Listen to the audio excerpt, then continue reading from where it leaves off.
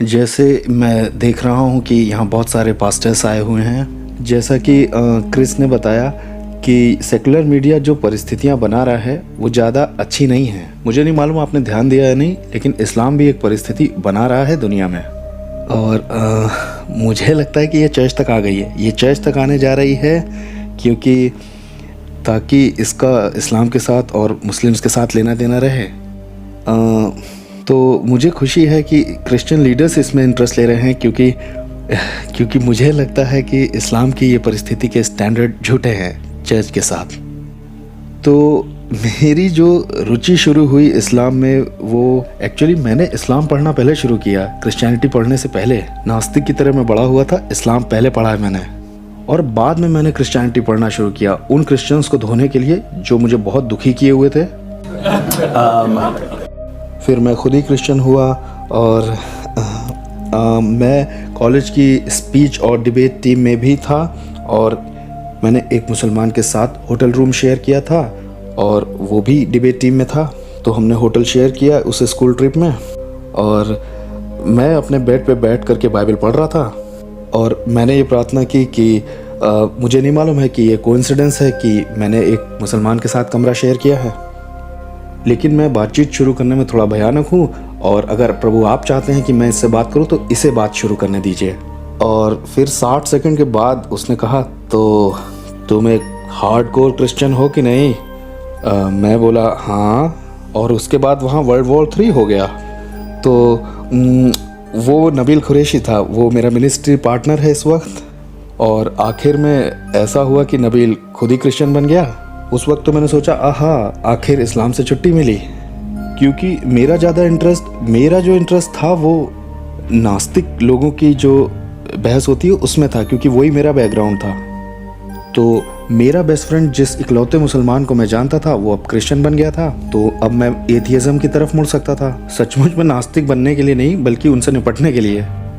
और तब एक मज़ेदार बात ये हुई, पूरे मुस्लिम जगत ने नबील के ऊपर जंग छेड़ दी। उसके ख़ानदान ने, उसके पूरी कौम ने, उसे जान की धमकी मिलने लगी, और जान की धमकी उसे पूरे महीने मिलती रही। वो बता भी किसी को नहीं रहा था कि मुसलमान नहीं हूँ, मतलब इस्लाम छोड़ दिया मैंने। तो जान लेने की धमकी, मतलब ये नहीं कि ईमेल किए गए, उसकी कार पे नोट लगाए जाते थे कि यू आर डेड, हम समझ गए तुम क्या बन गए।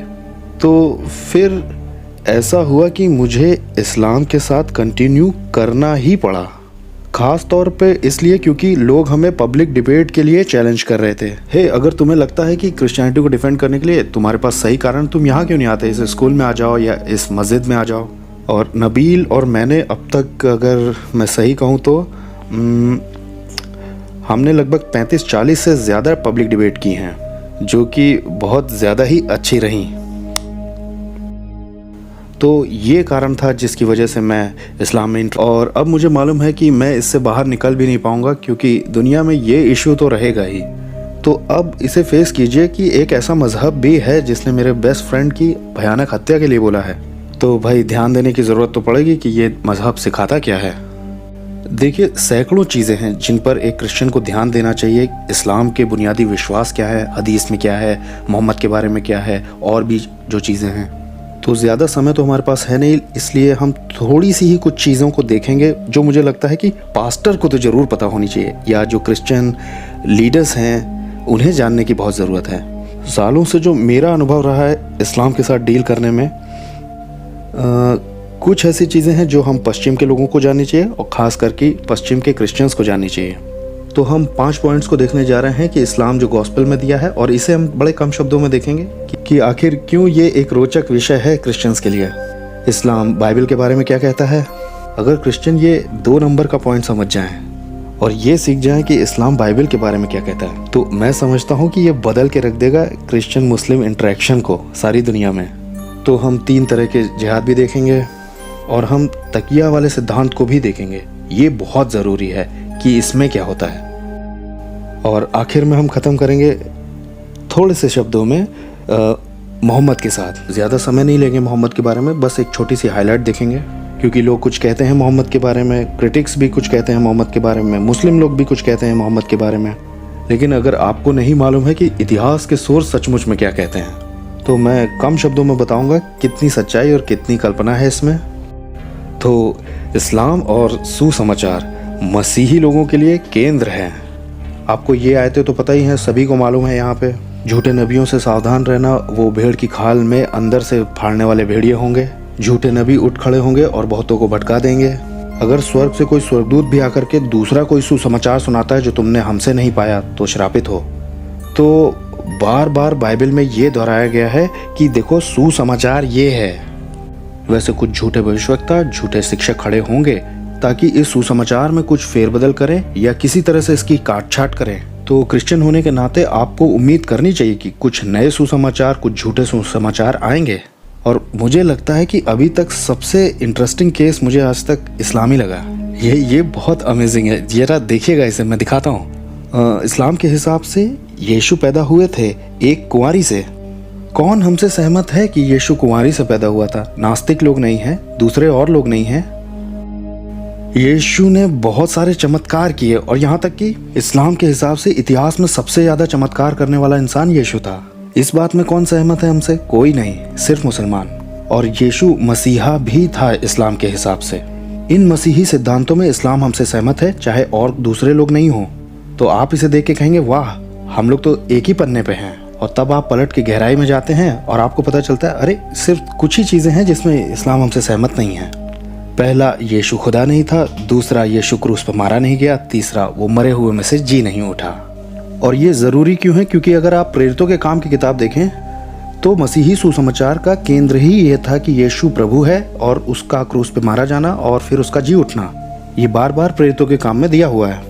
तो जब भी वो प्रचार करते थे, चाहे वो कुछ भी प्रचार करें, लेकिन वो इन 3 बातों पर तो लौट के जरूर आते थे। गॉस्पेल का केंद्र यही था कि यीशु का बलिदान की तरह मरना, उसका जी उठना और यीशु का प्रभु होना।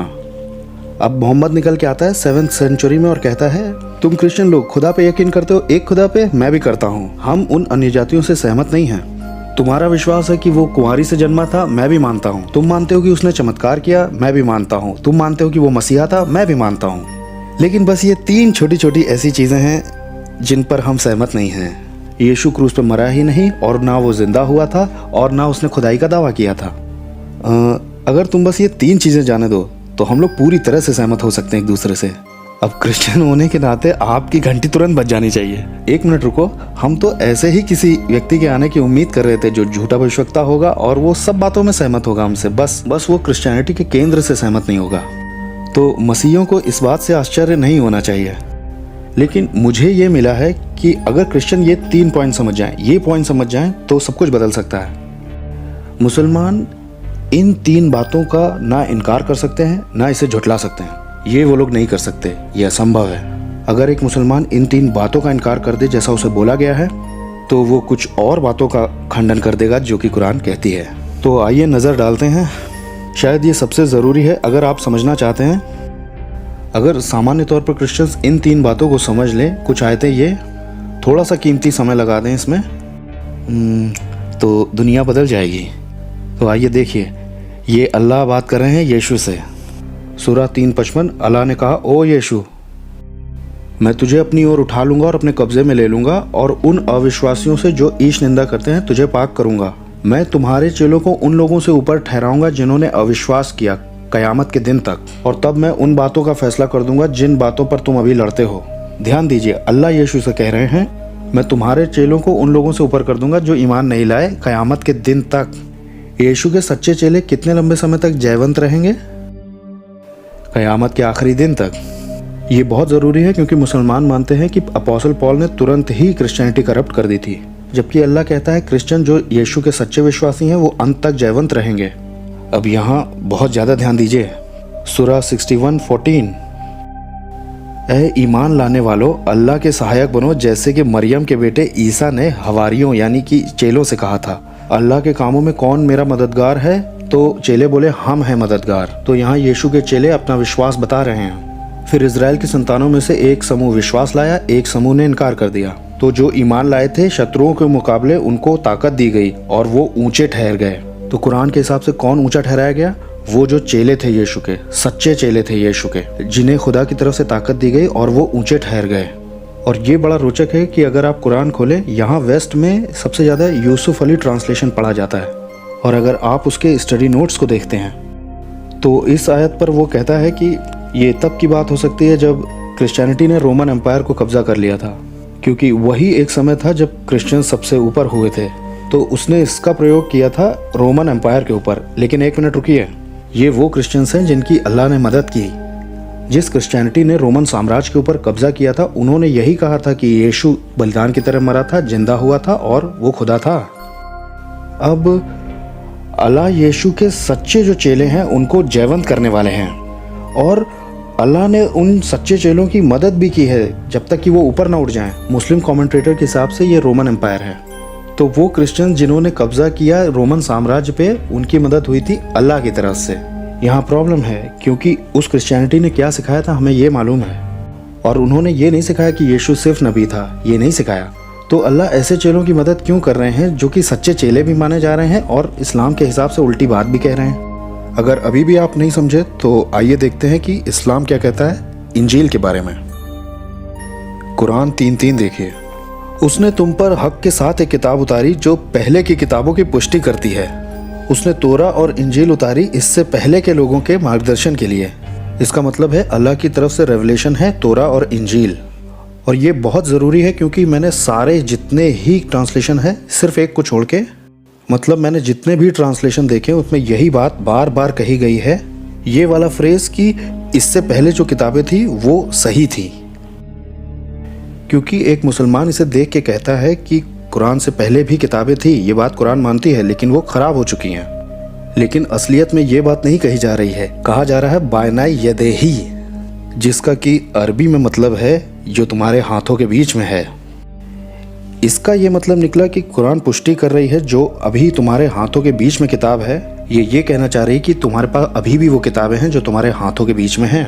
ये बात बार बार कही गई है क्रिश्चियन और यहूदी स्क्रिप्चर्स के लिए, वो किताबें जो तुम्हारे हाथों के बीच में हैं। इसका क्या मतलब है कि क्रिश्चियन और ज्यूज के पास अभी भी वो किताबें थीं, यानी वो पहली, दूसरी, तीसरी शताब्दी तक खराब नहीं हुई थी।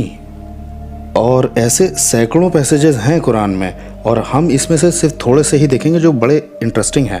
कुरान 1094 में ये वाली दरअसल सीधा मोहम्मद के लिए आई थी। यहाँ पे जो तुम लगा है ये अकेले के लिए लगा है, ये सीधा खासकर मोहम्मद के लिए थी। जाहिर तौर पे मोहम्मद को शक हो रहा था कि मैं नबी हूँ कि नहीं, और आयत नीचे आ गई, अगर तुम्हें शक हो रहा है उस पे जो तुम्हें बताया गया है मोहम्मद, तो उनसे पूछ लो जिन्होंने तुमसे पहले किताब पढ़ी है। सच तुम्हारे पास तुम्हारे खुदा से पहुंचा है, इसलिए तुम्हें शक नहीं करना चाहिए। उनसे पूछो जिन्होंने तुमसे पहले किताब पढ़ी है, क्रिश्चियन और ज्यूज। अच्छा, अगर मोहम्मद अभी जा सकता था यहूदियों और क्रिश्चियन तक पूछने के लिए कि किताब में क्या लिखा है, यानी कि इस समय तक वो किताबें थी, नहीं तो हम लोग किताब पढ़ कैसे रहे थे? सूरा 7:157, वो लोग जो उस रसूल का, उम्मी नबी का अनुसरण करते हैं जिसे वो अपने तौरात और इंजील में लिखा हुआ पाते हैं, वो ही सफलता प्राप्त करेंगे। तो हमें देखना है तोरा और इंजील को खोल करके कि उसमें मोहम्मद के लिए क्या लिखा है। हमें नहीं लगता है कि हम ऐसा करेंगे, लेकिन इस दावे की जो पूर्व मान्यता है या पूर्व कल्पना है कि हम अपने स्क्रिप्चर्स खोलते हैं और वो खुदा की तरफ से भेजे गए हैं कि उसमें मोहम्मद के बारे में क्या लिखा है। सूरा 5:47 में सुसमाचार वाले जो लोग हैं ये बड़ा फनी है, ये हुक्म क्रिश्चियंस के लिए है, इंजील वाले यानी हम लोग, जो इंजील में लिखा है उसके हिसाब से हमारा फैसला होना चाहिए। और अगर कोई उस हिसाब से फैसला ना करे जो अल्लाह ने उतारा है, तो ऐसे लोग तो बड़े उल्लंघनकारी हैं। आप ये बात एक मुसलमान से कह सकते हो, देखो मुझे हुक्म मिला है कि मेरा फैसला इंजील के हिसाब से होगा और इसलिए इस्लाम झूठा है। इस्लाम पे यकीन करो। अरे मैं नहीं कर सकता क्योंकि मैं विद्रोह। अगर मैं इस्लाम को झूठा नहीं कहूँगा क्योंकि मुझे तुम्हारी कुरान से ही ये हुक्म मिला है, क्योंकि मेरा फैसला इंजील के हिसाब से होगा और मैं वो करूँगा। कुरान के एक इस हुक्म को मैं ज़रूर मानूंगा। और ये कह रहा है कि कुरान के बाकी हिस्से को रिजेक्ट कर दो, तो सॉरी। सूरा 5:68, अब यहाँ रुकिए। ऐ किताब वालों यानी कि क्रिश्चियंस और यहूदी, तुम किसी भी चीज़ पर नहीं हो जब तक कि तौरात और इंजील जो तुम्हारे रब की ओर से भेजी गई है उस पर कायम न रहो। अच्छा, मैं किसी भी चीज़ पर नहीं हूँ जब तक मैं तोरा और इंजील की नींव पर न खड़ा हूँ। और मैं ऐसा कैसे करूँगा जब ये पहली सदी में ही खराब हो चुकी है? अल्लाह ने ऐसा कहा ही क्यों जब वो पहली सदी में ही करप्ट हो चुकी है? अल्लाह क्यों नहीं बोला उस किताब को मत पढ़ना, वो खराब हो चुकी है? यहाँ ये नहीं कह रहे हैं और ये कभी कहा भी नहीं गया। बार बार, कई बार कुरान ने हमारे स्क्रिप्चर्स को पुष्टि की है। क्यों? आपको मालूम है मुस्लिम ये नहीं मानते, अगर वो कुरान की मान के चलते हैं तो ये सोचने की उन्हें इजाज़त ही नहीं है कि कोई अल्लाह का कलाम ख़राब कर सकता है। कुरान 6:114-115। अब क्या मैं अल्लाह के सिवा कोई और जज ढूंढूं, हालांकि वही है जिसने तुम्हारे ऊपर किताब उतारी थी, और जिन लोगों को किताब मिली थी वो जानते थे कि उनके रब ने उन्हें सच के साथ दी है, इसलिए तुम शक करने वालों में से मत होना। तुम्हारे खुदा की बात सच्चाई और इंसाफ के साथ पूरी हुई है, और कोई नहीं है जो उसके कलाम को बदल सके, और वो ये सुन भी रहा है और जानता भी है। अल्लाह का कलाम कौन करप्ट कर सकता है? कोई नहीं। लेकिन एक मिनट रुकिए, गॉस्पेल और तोरा अल्लाह का कलाम है कुरान के हिसाब से। अब एक और, सूरा 18:27। तो अपने रब की किताब जो तुम्हारे लिए ही आई है पढ़ो, और कोई नहीं हो सकता जो उसके कलाम को बदलने वाला हो। ऐसा कोई भी नहीं है जो कलाम में काट छाट कर सके। तो इसमें पॉइंट क्या है? मैं आपको अपने अनुभव से बताता हूँ कि ज़्यादातर डिस्कशन किस ओर जाता है। पूरे इतिहास में ही ऐसा हुआ है कि मुस्लिम आके क्रिश्चियन से कहते हैं कि तुम्हारी किताबें बदल चुकी हैं। अभी मैंने तबीती की लिखी हुई एक किताब देखी, उसमें उसने कहा बाइबल वाले सेक्शन में कि मुझे आज तक एक भी डिबेट ऐसी नहीं हुई जिसमें ये वाला मसला ना उठाया गया हो, ये बाइबल करप्ट हो चुकी ये वाली बात ना आई हो। और ये ज़्यादातर क्रिश्चियन मुस्लिम वार्तालाप में उठाई है। अच्छा, ज़्यादातर क्रिश्चियंस के पास कोई जवाब ही नहीं होता इसका। मतलब दुनिया के ज़्यादातर हिस्सों में क्रिश्चियंस के पास कोई जवाब नहीं होता है। मतलब ऐसे लोग जो सड़क पे मिल गए, मान लीजिए आपस में बात हो रही है, तो नहीं होता है। और जिन क्रिश्चियंस के पास जवाब होता है उन्हें टेक्सुअल आलोचना से गुजरना पड़ता है। अरे हम जाएंगे, देखेंगे बाइबल में इतिहास में क्या कहा गया है। हम टेक्सुअल मैन्युस्क्रिप्ट्स भी देख सकते हैं और बाइबल की सत्यता को प्रमाणित भी कर सकते हैं हम लोग। जो औसत मसीही जवाब होता है उसमें कुछ बातें मिसिंग रहती हैं। जो औसत मसीही जवाब है उसमें जरूर होना चाहिए कि भाई हम नए नियम की सत्यता प्रमाणित कर सकते हैं, लेकिन एक पूरा सा जवाब तो दिया ही हुआ है। अगर मुस्लिम कहता है कि तुम्हारी बाइबल करप्ट हो गई है, तो जवाब ये होना चाहिए कि कुरान ऐसा क्यों कहती है कि अल्लाह का कलाम कोई खराब नहीं कर सकता है? ऐसा क्यों कहा गया है? तुमने अभी कहा कि कलाम खराब हुआ है और कुरान तुम्हारी कहती है कि खराब नहीं कर सकता कोई। दूसरा जो जवाब है कि ये ऐसा क्यों कहती है, ऐसा क्यों कहा गया है उसमें, और वो भी बार बार कि किताबों के गॉस्पेल तक अभी भी जाया जा सकता है। और तीसरा ये कि क्यों हुक्म देती है कुरान कि मेरा फैसला इंजील के हिसाब से होना चाहिए, ये तो खराब हो चुकी ना तुम्हारे हिसाब से। और सबसे आखिर में, सबसे आखिरी में हमें ये दिखाना चाहिए कि मैं टेक्सुअल सपोर्ट भी दिखा सकता हूँ बाइबल का। मुझे लगता है कि ये बातें दुनिया में थोड़ा बदलाव ला सकती हैं। मुसलमान क्रिश्चियन मुस्लिम चर्चा में वो आक्रमण करते रहते हैं और क्रिश्चियन सिर्फ बचाते रहते हैं। मुस्लिम्स इन आलोचनाओं के साथ सिर्फ हमला किया करते हैं और क्रिश्चियन सिर्फ इन आलोचनाओं से बचने की कोशिश किया करते हैं। और ये बहुत ज़रूरी है क्योंकि मेरा एक दोस्त है श्याम शमून, उसने कहा ये इस्लामिक डिलेमा है। और डिलेमा वो होती है कि इधर जाना है या इधर जाना है, मुझे नहीं मालूम, ये मेरी प्रॉब्लम है। ये इस्लाम की दुविधा है। जानते क्यों? कि अगर कुरान क्रिश्चियन स्क्रिप्चर्स को बार बार पुष्टि करती है, जो कि वो करती है, और क्रिश्चियन स्क्रिप्चर्स ये कहते हैं कि इस्लाम झूठा है, तो मुसलमानों को दिक्कत होती है।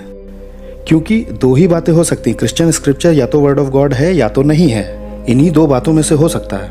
अगर Christian scriptures word of God है तो इस्लाम झूठा है क्योंकि ये बार बार कंट्राडिक्ट करता है।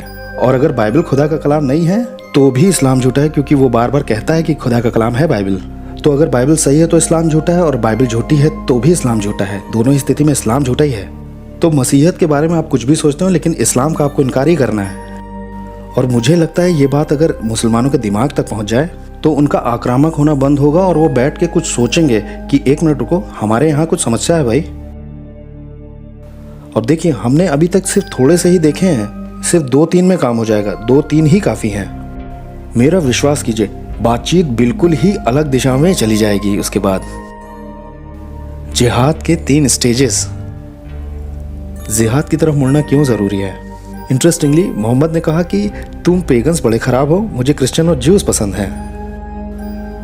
मोहम्मद की कुछ बातचीत होती है आखिर में यहूदियों के साथ, वो उसको रिजेक्ट कर देते हैं और उसका मजाक उड़ाने लगते हैं। मोहम्मद, तुम्हें मालूम ही नहीं तुम क्या बोल रहे हो, जो बात तुम कह रहे हो वो पूरी तरह से कंट्राडिक्ट करती है। तुमने कुछ चीज़ें तो ले ली हैं लेकिन है पूरा गलत। फिर ये हो गया कि यहूदी और मूर्ति पूजक मुझे अच्छे नहीं लगते, मुझे क्रिश्चियंस अच्छे लगते हैं। फिर बाद में ये बात आ गई, पेगन्स हो चाहे ज्यूस हो चाहे क्रिश्चियंस हो, सब में कुछ ना कुछ दिक्कत आ गई। और इसका कारण ये है कि जब भी मुस्लिम्स की क्रिश्चियंस और ज्यूस के साथ बात हुई, उन्होंने उनकी गलतियों को बताया और उसके तो रिकॉर्ड्स भी हैं। हमारे क्रिश्चियन रिसोर्सेज तो उस समय के कोई है नहीं, लेकिन मुस्लिम रिसोर्सेज हैं। तो ये बातें मुस्लिम रिसोर्सेज से ली गई हैं और ये कुरान में दी हैं। कुरान में एक मरियम का जिक्र है, एक मरियम है।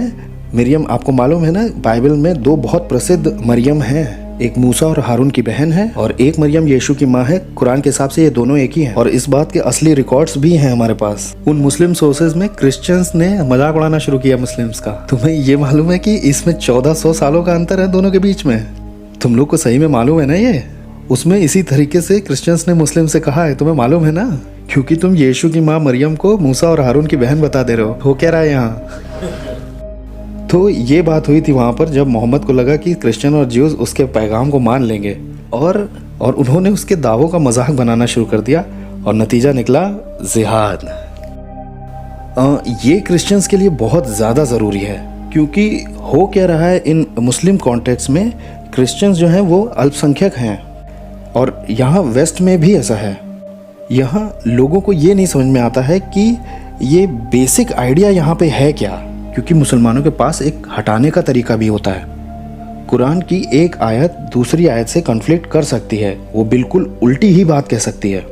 अगर ऐसी कोई असहमति आ रही है तो मुसलमान होने पर आप हिस्टोरिकली देखिए कि बाद में कौन से आई, जो बाद में आई होगी वही तुम्हारे ऊपर अप्लाई होगी। और यहाँ ये हुआ, ध्यान दीजिए। तो ये उन हटाने वाली आयतों में से है, सूरा 16 101। जब हम किसी आयत की जगह दूसरी आयत बदल कर लाते हैं तो वो अल्लाह को ज़्यादा अच्छा पता है और वो लोग कहते हैं कि तुम खुद ही बना रहे हो, उनमें से ज़्यादातर को समझ ही नहीं है। लोगों ने कहा तुम कंट्राडिक्ट कर रहे हो मोहम्मद, तुम आगे बढ़ के दूसरा रेवलेशन दे देते हो, तुम जालसाज हो। कुरान कहती है नहीं। सूरा 2 106, हम जिस आयत को मिटा या भुला देते हैं उससे बेहतर दूसरा लाते हैं। तुम्हें नहीं मालूम कि अल्लाह का जोर हर चीज़ पे चलता है? तो अल्लाह एक आयत दे सकते हैं और बाद में उसे कैंसिल भी कर सकते हैं दूसरी से, उससे बढ़िया वाली देखिए। अब ये जानना ज़रूरी इसलिए है क्योंकि कुरान की कुछ आयतें आपको बहुत अलग मिलती हैं एक दूसरे से। सूरा 2:256 में लिखा है there is no compulsion in religion. ये बड़ी शांतिपूर्ण लगती है, कंपल्शन नहीं, किसी से मनवा नहीं सकते आप। आई लव दैट, ये वाली बहुत बढ़िया है। कुरान ये भी कहती है जो अल्लाह पे यकीन नहीं करते उनसे जंग करना। एक मिनट रुको, जब मजहब में ज़बरदस्ती है नहीं तो उनसे लड़ना क्यों है जो यकीन नहीं करते? अब वेस्टर्न कॉन्टेक्स्ट में अगर आप यहाँ पश्चिम में रहने वाले मुसलमान हैं, मतलब वो जो सचमुच अमेरिका को प्यार करता है, अंडर कवर जिहादी नहीं है, अगर आप वेस्टर्न मुस्लिम हैं तो आपका क्या तरीका होगा इसका अनुवाद करने का? एवरेज मुस्लिम के लिए इन दोनों में से मुझे कौन सी सही लग रही है, मैं उसी का इस्तेमाल करूंगा दूसरे वाली के बदले। तो मुझे ये वाली ज़्यादा अच्छी लग रही है, there is no compulsion in religion, मैं इस वाले का इस्तेमाल करूंगा दूसरे वाले के बदले। और जो ईमान नहीं लाते उनसे लड़ना है, ये उन लोगों के लिए थी वो जो मुसलमानों पे हमला कर रहे थे। ये वो तरीका है जो वेस्ट में इस्तेमाल होता है। लेकिन क्लासिकल पुराना तरीका क्या है इंटरप्रिटेशन का? जो तरीका मोहम्मद का दिया हुआ था, जो 4 खलीफा थे उनका क्या तरीका था, उन चारों का जो मोहम्मद के साथी थे, जितने भी ग्रेट मुस्लिम स्कॉलर्स हुए हैं वो इसका समाधान बताते हैं। जो आयत बाद में आई होगी उसी से सब सेटल हो जाएगा। इस्लाम में इसके 3 चरण हैं। ये मोहम्मद की ज़िंदगी के हिसाब से हैं, ये मुस्लिम डॉक्ट्रिन के हिसाब से हैं और सभी क्लासिकल मुस्लिम स्कॉलर्स के हिसाब से। स्टेज 1, जब मुसलमानों की संख्या कम होगी तब उन्हें शांति का पैगाम देना है। जब मोहम्मद मक्का में एक सताया हुआ नबी था तब उसने टॉलरेंस यानी सहन करना सिखाया। तुम्हारे लिए तुम्हारा मजहब, मेरे लिए मेरा मजहब। 109 कहता है ऐ ईमान न लाने वालों, ये मुस्लिम लोग कह रहे हैं अनबिलीवर्स से, ओ अनबिलीवर्स, जिसकी बंदगी मैं नहीं करता उसकी तुम करते हो, जिसकी मैं करता हूँ उसकी तुम्हें नहीं करता। ना तो तुम मेरे वाले की बंदगी करोगे और ना मैं तुम्हारे वाले की बंदगी करूंगा। तुम्हारे लिए तुम्हारा धर्म है, मेरे लिए मेरा धर्म है। एक साथ रहो, तुम्हारे लिए तुम्हारा धर्म, मेरे लिए मेरा धर्म। ये तब की बात है जब मोहम्मद के पास सिर्फ 100 लोग थे, उन मूर्ति पूजकों की तुलना में जो मक्का में थे। थोड़े ही समय के बाद मोहम्मद के पास और थोड़े से लोग, जब और सहयोगी दल मिल गए आसपास के अरेबिया ट्राइब्स के, तब पैगाम एकदम से बदल गया। स्टेज 2, जैसे ही मुसलमानों की संख्या बढ़ी उन्हें इजाज़त मिल गई हिफाजत करने वाले जिहाद की। जब लोग तुम्हें सताएं या तुम पे हमला करें या उस क्षेत्र से निकाल दें, तब अगर आपके पास लोग हैं तो आप डिफेंसिव जिहाद कर सकते हैं। तब ये वाली आयत आई, सूरा 22, जंग की इजाज़त दी गई। तो यहाँ पहली बार है जब इजाज़त मिली है लड़ाई की। इससे पहले मुसलमानों को लड़ने की इजाज़त नहीं थी। इजाज़त दी गई है उन लोगों को, सब मुसलमानों को नहीं, उन लोगों को जिनके खिलाफ जंग की जा रही है। लोग तुमसे लड़ाई कर रहे हैं, अब तुम अपने आप को बचा सकते हो, इससे पहले नहीं बचा सकते थे क्योंकि उन पर जुल्म किया जा रहा है और अल्लाह उन्हें बचाने की पूरी ताकत रखते हैं, जिनको सिर्फ इसलिए घरों से निकाला जा रहा है क्योंकि वो कहते हैं मेरा रब अल्लाह है। अब मुसलमान वेस्ट के जो हैं वो ये आयत दिखा के कहते हैं, देखा आपने, इस्लाम सिर्फ सेल्फ डिफेंस में फाइट करने को कहता है। गलत, ये फाइनल रेवलेशन नहीं है। ये तब की बात है जब मुस्लिम्स इतने हैं कि लड़ाई की जा सके, लेकिन इस वक्त तक इनकी मेजॉरिटी नहीं बनी है। जब मोहम्मद ने मक्का जीत लिया, जब उसने मक्का जीत लिया, तब रेवलेशन फिर बदल गया, अपनी मौत के बस थोड़ा सा पहले। ये ज़रूरी इसलिए है क्योंकि सूरा 9 आखिरी के 2 सूरा हैं जो रिवील्ड हुए, और वो जो सूरा 110 है वो ज़्यादा कुछ कहता नहीं है, बस सिर्फ आयतें हैं कुछ। तो सूरा 9 आखिरी का सबसे बड़ा सूरा है जो कि नाजिल हुआ, और ये वो जगह है जहां आपको मिलती बहुत अलग शिक्षा। अब ये बात नहीं रह गई कि तुम्हें सेल्फ डिफेंस में लड़ना है जो तुम पे पहले हमला करते हैं, जुल्म करते हैं। अब यहाँ आ गई है स्टेज 3। अब जब मुसलमान मेजॉरिटी में हो गए, उन्हें हुक्म मिला कि वो ऑफेंसिव जिहाद यानी कि आक्रामक हो सकते हैं। उनसे जंग करो जो ना अल्लाह पे यकीन करते हैं और ना आखिरी दिन पे, जो बातें उसके रसूल ने हराम ठहराई उसको भी नहीं मानते, जो काम इस्लाम मना करता है अगर वो आप करते हैं। अगर उन्होंने कहा है पोर्क नहीं खाना और आप खाते हैं पोर्क, तो उनको हुक्म मिला है आपसे जंग करने का। और जो सच्चे मजहब को अगर आप सहमत नहीं हो या इनकार ही कर दिया इस्लाम से आपने, और आपने सच्चे मजहब का इनकार कर दिया हो, तो जितने किताब वाले हैं उन सबको जिजिया देना होगा और अधीन रह के जिंदा रहना है। अब यहाँ पर अंतर है 2 लोगों में, पेगन्स यानी मूर्ति पूजक में। मुसलमानों का पेगन्स को जवाब है सूरा 9:5, जहाँ मिल जाए वहाँ मार देना, एक बार निकलने का टाइम देना, नहीं तो जहाँ मिले मार देना पवित्र महीने के बाद। और क्रिश्चियन और ज्यूज के साथ, क्योंकि कभी हमने पहले प्रकाशन पाया था, हमको तीसरा ऑप्शन दिया गया है, हमें जिजिया टैक्स देना होगा, कीमत देनी होगी जिंदा रहने के लिए। लेकिन अब हर एक मापदंड पर जरा ध्यान दीजिए। अविश्वासियों के साथ जंग हो रही है उसके विश्वास और उसके रीति रिवाज के आधार पर। अब ये बात नहीं रह गई कि मुसलमान कौम पर पहले हमला किया गया। उनसे लड़ो जो अल्लाह पर यकीन नहीं करते और आखिरत के दिन पर यकीन नहीं करते। अब ये ज़रूरी क्यों है? क्योंकि सूरा 9 कुरान का सबसे हिंसक सूरा है। ये आखिरी हुक्म है निकलने का। ये वो आयतें हैं जो पहले की सब आयतों को हटा देती हैं, जो कि उठाई जाती हैं। तो अगर इसमें कोई कंट्राडिक्शन उठता है कि जो अल्लाह पे ईमान नहीं लाया उससे लड़ना है, 256 सूरा की कोई कंपल्शन नहीं है रिलीजन में, तो ये वाली ने उसे हटा दिया है। सूरा 256 कमेंट्रेटर्स वो हट गई इससे। अब यहाँ आप ऐसी कुछ आयतें निकालते हैं तो वो कहते हैं इसका ये मतलब नहीं हो सकता, क्योंकि दूसरी शांति वाली आयतें देखो, इंटरप्रिटेशन करने का बहुत ही अलग तरीका। वो लोग जो मिडिल ईस्ट में रहते हैं, स्कॉलर्स मिडिल ईस्ट के, उनका इंटरप्रिटेशन करने का तरीका क्लासिकल है, प्राचीन है। अब जो लोग यूनाइटेड स्टेट्स में रहते हैं वो या तो अपनी ईमानदारी की वजह से और या तो भ्रम की वजह से, उनके इंटरप्रिटेशन का तरीका ये पीसफुल वर्सेस हैं, ये है जो इस्लाम सिखाता है। खासकर कि मसीहियों के संदर्भ में क्रिश्चियंस के लिए इस्लाम सिखाता है, क्रिश्चियंस जो यीशु को खुदा कहते हैं वो अनबिलीवर्स हैं। ये बहुत ज़रूरी है क्योंकि इससे पहले कुछ आयतें नाजिल हुई, वो क्रिश्चियंस के बारे में बहुत अच्छी बातें कहते हैं और मुसलमान उसे तुरंत दिखाते हैं, कहते हैं अरे ये लिखा है कि क्रिश्चियन, ज्यूज, मुस्लिम तीनों ही बढ़िया हैं। सूरा 2 में क्रिश्चियंस, ज्यूज और मुस्लिम ये तीनों ही बढ़िया हैं, लेकिन बाद में कुरान ये नहीं कहती है। सूरा 5 क्रिश्चियंस जो कहते हैं कि यीशु खुदा है वो अब अविश्वासी हैं। साफ तौर पे ये कहा गया है अविश्वासी हैं वो लोग जो यीशु को खुदा कहते हैं। तो वो लोग जो किताब वालों में से हैं और वो कहते हैं यीशु खुदा है, वो अब अविश्वासी हैं। सूरा 98:6 ये और एक कदम आगे बढ़ता है। क्रिश्चियंस जो ईमान नहीं लाते हैं वो सबसे खराब प्राणी हैं। कुरान के हिसाब से मुसलमान सबसे अच्छे आदमी हैं, और क्रिश्चियंस जो कहते हैं यीशु खुदा है, मैं मानता हूँ कि यहाँ सारे ही लोग, आप सबसे खराब प्राणी हैं। अरे तो फिर उस दूसरे सूरे का क्या हुआ जो कहता है हम ठीक हैं? आई एम सॉरी, तुम सबसे खराब प्राणी हो।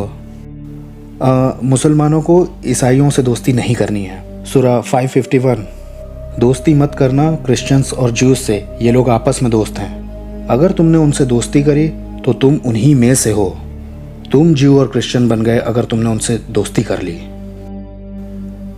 और ये वाली आयत तो हमने पढ़ी ली कि उनसे जंग करनी है क्योंकि उन्होंने ईमान नहीं लाया। उन्हें रोचक बात यह है कि 929 सूरा में दिया है जंग करनी है उनसे जो ईमान नहीं लाए, और अगली ही आयत 9:30 ये जस्टिफाई करती है कि क्यों लड़ना है हमसे। उसमें लिखा है क्रिश्चियन कहते हैं कि यीशु अल्लाह का बेटा है, और ये दूसरे अनबिलीवर्स की तरह ही हैं। हम पेगन्स की तरह हो गए क्योंकि हमने यीशु को खुदा कहा, और ये जस्टिफिकेशन है हमसे लड़ने का। और उस आयत के आखिर में लिखा है कि अल्लाह करे कि हम नष्ट हो जाएं, क्रिश्चियन और जूस। तो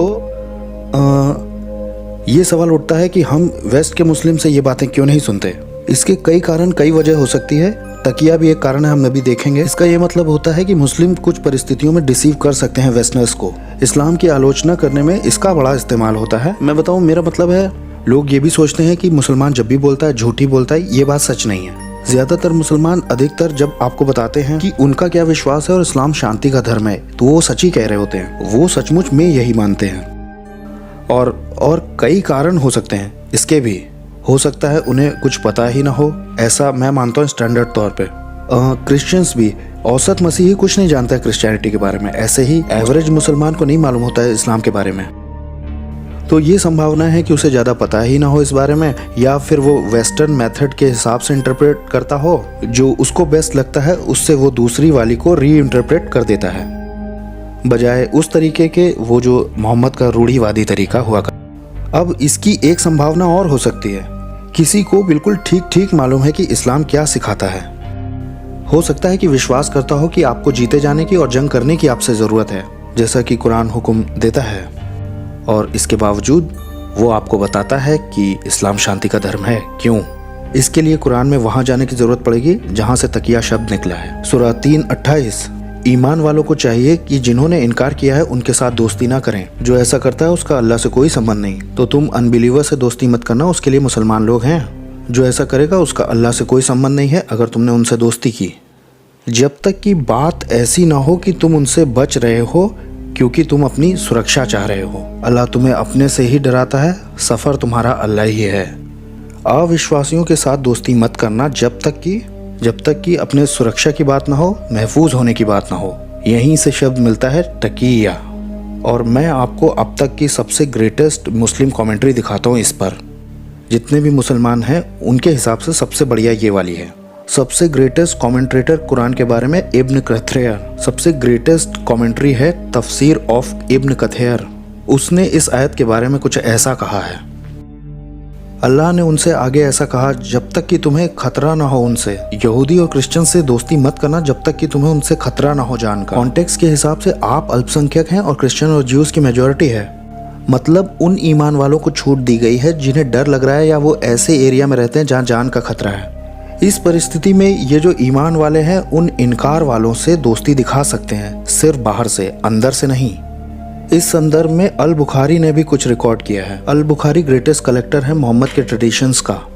अल बुखारी ने रिकॉर्ड किया, अबू अद-दर्दा ने कहा, हम कुछ लोगों को चेहरे से मुस्कुराहट दिखाते हैं जबकि हमारा दिल उन्हें कर्ज करता है। चेहरे पर मुस्कुराहट और दिल से लानत।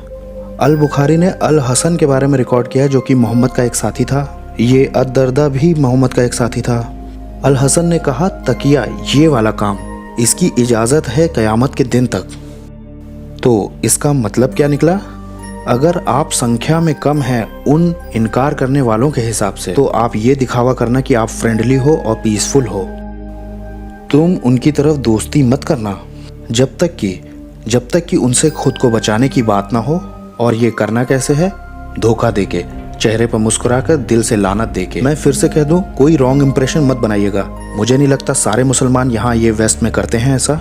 वो सही में मानते कि इस्लाम शांति का मजहब है। मेरा पॉइंट ये है कि हमें नहीं पता, हम नहीं जानते। क्योंकि अगर आप शांति चाहने वाले मुसलमान हैं तो आप यही कहेंगे कि इस्लाम शांति का मजहब है, और अगर आप नहीं हैं तो भी आपको यही कहना है कि इस्लाम शांति का मजहब है। तो दोनों तरह से हमें नहीं पता कि आप क्या विश्वास करते हैं। एक बार आपको हुक्म दे दिया गया है धोखा देने का अनबिलीवर्स को, तो मुझे नहीं मालूम कि वो आप पे भरोसा करते हैं कि नहीं। तो ये बहुत ज़रूरी है यहाँ वेस्टर्न कॉन्टेक्स्ट में, जहाँ कि हमको बार बार बताया जाता है कि इस्लाम शांति का मजहब है, तो उन्हें ये करने की इजाज़त है चाहे वो दूसरा कुछ मानते हों। और अब आखिर में हम इसमें भी जाएंगे, इसे भी टच करेंगे थोड़ा, क्योंकि आप मोहम्मद के बारे में सुनते हैं। तो मोहम्मद के बारे में कुछ फैक्ट्स हैं, कुछ आपने सुने होंगे और ये सच हैं। क्या ये सच हैं? इसके साथ मेरी इज्जत जुड़ी है, इस पे डिबेट की है। मैं यहाँ जो भी कह रहा हूँ इसमें कोई सवाल नहीं कि ये फैक्ट हैं।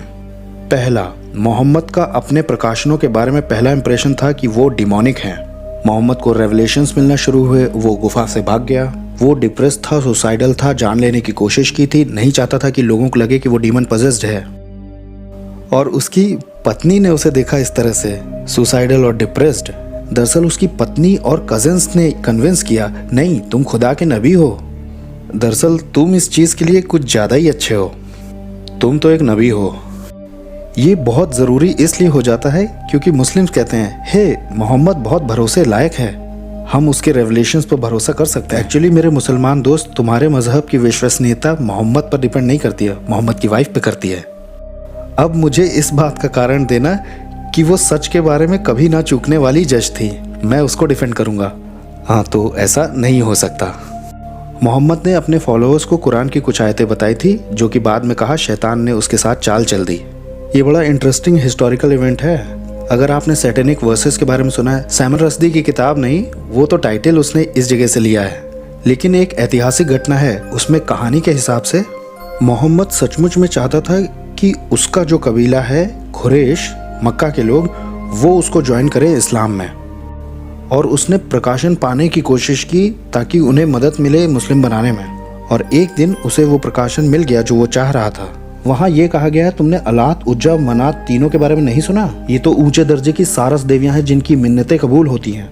तो यहाँ का आइडिया यह है कि अलात, उज्जा और मनात 3 देवियां हैं, और इनको सारस इसलिए कहा जाता है क्योंकि ये अल्लाह के साथ इंटरसीड कर सकती हैं, ये आपकी दुआओं को लेंगी, अल्लाह तक पहुँचाएंगी। तो ये 3 थी मुख्य तौर पर मोहम्मद के कबीले की देवियाँ। तो कुरान ने उनको पक्का किया था, तुम्हारी ये 3 देवियाँ ठीक हैं। सैकड़ों लोग कन्वर्ट हुए और मोहम्मद और उसके चेलों के साथ इस रेवलेशन के आदर में झुके सिजदे में। और थोड़े से ही समय के बाद मोहम्मद वापस आता है और कहता है, ये आयतें जो मैंने तुम्हें दी थी और कहा था तुम्हारी तीनों देवियाँ चल जाएंगी, वो शैतान ने मुझसे करवा दी हैं। शैतान ने मुझसे चाल चल दी। और फिर आपको पता ही है कि पॉलिथिस्ट लोग बड़े पगलाए और उन्होंने कहा, तुमने भी तो हमारे साथ चाली चली है। अब ये वाली बात इंपॉर्टेंट इसलिए है क्योंकि मुस्लिम सोर्सेज के हिसाब से, मेरे हिसाब से नहीं, मोहम्मद अंतर नहीं बता पा रहा था कि रेवलेशन डेविल का है या रेवलेशन खुदा का है। अब ये बात इसलिए मैटर करती है क्योंकि उसने कहा दूसरे प्रकाशनों पे मेरे यकीन करो। और आखिर में इसलिए क्योंकि मोहम्मद को खुद लगने लगा कि वो काले जादू की चपेट। ये बड़ी रोचक कहानी है। यहाँ मोहम्मद ने बड़ी अजीब हरकतें शुरू कर दी थी। उसको उल्टे विचार आ रहे थे, फॉल्स बिलीव आ रहा था। ये लगभग 6 महीने से 2 साल तक रहा। टाइम निर्भर करता है सोर्स कौन सा पढ़ रहे हैं आप। मोहम्मद भ्रमिक विचारों के साथ चारों तरफ घूम रहा था, उल्टी सीधी बातें बकते हुए। और जब वो फाइनली इससे बाहर निकला, उसने कहा, यहूदी जादूगरों ने किया ये मेरे साथ, ये ज्यूज ने किया था, उन्होंने मुझे धर लिया। लेकिन ये ज़रूरी है। क्यों? क्योंकि कुरान के हिसाब से भी काला जादू डिमोनिक है। जादू डिमोनिक होता है तो ये डिमोनिक एक्टिविटी असर डाल सकती है व्यवहार पर और विश्वास पर, इतिहास के सबसे बड़े नबी के ऊपर। ये इसलिए ज़रूरी और मैं बता रहा हूँ क्योंकि हाई प्रीस्ट ने एक बार मेरे ऊपर एक स्पेल करने की कोशिश की थी और मैं उसके चेलों से कुछ बात करने की कोशिश कर रहा था और उसने मेरे ऊपर मंत्र फुकवाया, कुछ धागे वागे किसी से निकलवाए थे मेरे कपड़ों के। जानते हैं हुआ क्या? वो मर गया। परमेश्वर ने उसे मारा कि क्या हुआ मुझे नहीं पता, लेकिन उसका जादू नहीं चला। वो जो मेरे अंदर है, वो जो इस संसार में उससे बड़ा है। जरा सोच के देखिए, हाई प्रीस्ट वेगा का मेरे ऊपर मंत्र पड़ रहा है और वो काम नहीं कर रहा। यहाँ यहूदियों ने हेयर ब्रश में से एक बाल लेकर के स्पेल पढ़ा और वो 1 साल दुर्दशा में रहा। ये तो बड़ा अनकन्विंसिंग है कि ये आदमी जो कह रहा है मैं उसे मानूं। ये कुछ आत्मिक दिक्कतें हैं, थोड़ी सी और हैं। अगर आपने सुना है कि मोहम्मद ने 9 साल की लड़की आयशा के साथ सेक्स किया, तो ये बात बिल्कुल सच है। सच तो ये है कि दूसरी बातों की तुलना में ये बात सबसे ज्यादा पक्की है। ये बार बार दिया है क्योंकि बहुत सारे मुस्लिम ट्रेडिशंस आयशा के खुद के तरफ से आए हैं।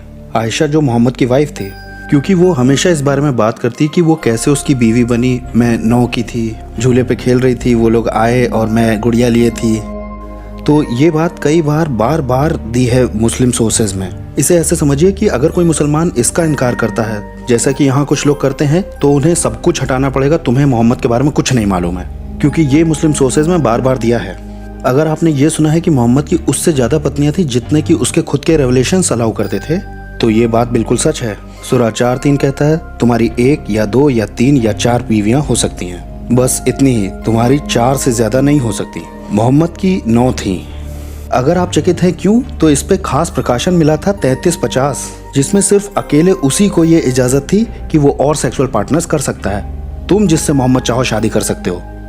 बड़ा रोचक लगता है जब मजहब की नींव डालने वाले को अत्यधिक नैतिक लाभ मिलता है। एक और स्पेशल मॉरल प्रिविलेज मिला हुआ था। मोहम्मद ने अपने ही गोद लिए हुए बेटे की तलाकशुदा पत्नी से शादी की थी। अगर आपने ये सुना है तो ये बिल्कुल सही है। रोचक बात है कि इसको जस्टिफाई करने के लिए भी रेवलेशन आया था, क्योंकि पहले उसने कहा था ऐसा नहीं कर सकते तुम।